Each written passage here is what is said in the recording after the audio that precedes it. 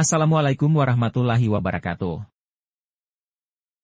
Part 13 kali ini, catatan tentang alam semesta dan memaknai kisah Nabi Adam alaihissalam. Insya Allah. Perjalanan dengan bekal seadanya. Melewati ombak di tengah lautan. Gumpalan awan, gugusan bintang, semua itu terlihat jelas di bawah langit yang luas. Hamparan pasir terlihat dari kejauhan. Berlabuh di antara batu yang membisu. Di bawah naungan awan, untuk sekedar bertanya. Kemana langkah ini akan dibawa? Berjalan terus berjalan. Di bawah terik mentari terasa menyengat kepala. Seperti ada suara, hampir saja tidak terdengar. Ternyata tumbuhan benar-benar bisa berbicara. Di langit yang sama, semua akan mengerti bahasanya.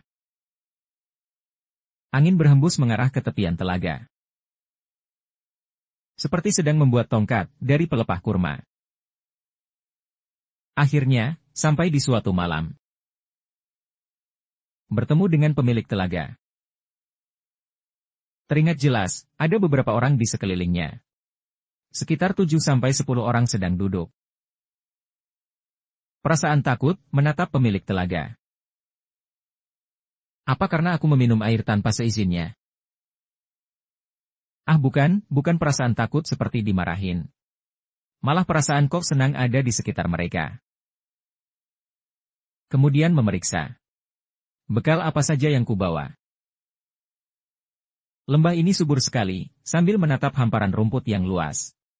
Sepertinya tanah di sini cocok untuk berkebun saja. Menanam pohon apa yang cocok di musimnya?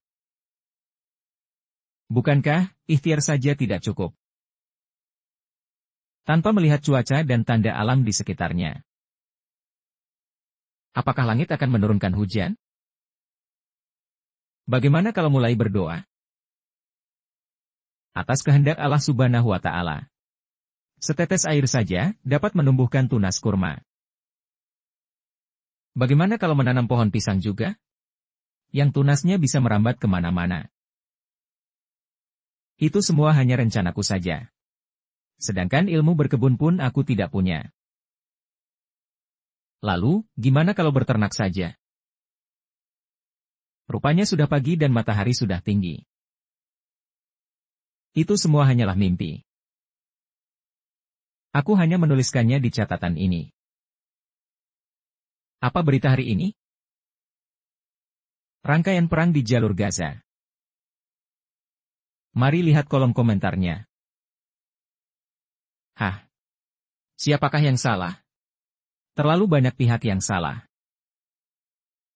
Kita bisa salahkan Utsmaniyah, yang terlibat Perang Dunia Pertama dan kalah hingga kehilangan wilayahnya termasuk Palestina. Kita bisa salahkan Inggris, yang menjanjikan Palestina pada Yahudi tanpa sadar akibatnya. Kita bisa salahkan Yahudi, yang tak bisa akur dengan bangsa Arab. Kita bisa salahkan negara-negara Arab, yang menolak pembagian dan mengeroyok Israel tapi malah kalah. Kita bisa salahkan Palestina, tak segera mendeklarasikan berdirinya negara Palestina saat negara Israel berdiri. Kita bisa salahkan Israel, yang terus mencaplok wilayah Palestina merusak solusi dua negara. Kita bisa salahkan Hamas, yang terus meroket Israel sampai terjadinya agresi di sana.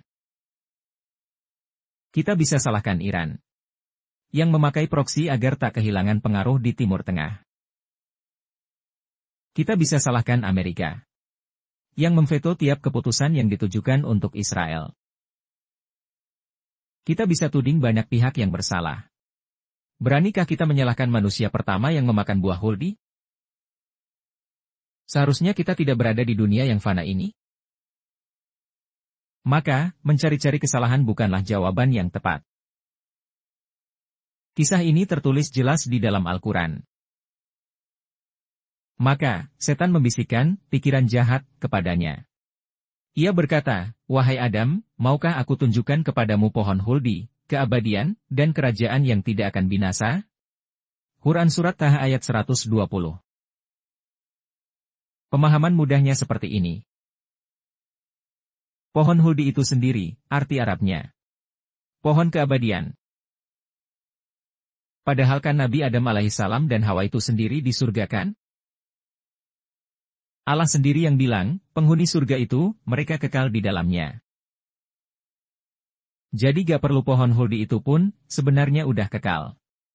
Bukan begitu? Simpelnya, kalau ditulis dengan satu buah kalimat. Kejahatan manusia itu adalah rasa keingintahuannya dan tidak mengenal batasannya. Sebabnya apa? Yaitu bisikan setan. Memang setan, kamu ini kurang ajar sekali. Oh jadi mau nyalahin setan? Sontak setan pun berdalih. Seakan tidak terima. Mereka dengan mudahnya menjawab. Memang sifat kami seperti ini. Oh iya juga ya, takdir Allah sudah begitu. Kenali bisikan setan itu, jangan diikutin. Itulah bentuk memerangi setan. Mereka ya mereka, kita ya kita. Hanya sekedar saran. Setelah itu bagaimana? Sudah, sholawat saja kepada pemilik telaga. Agar mendapat syafaatnya.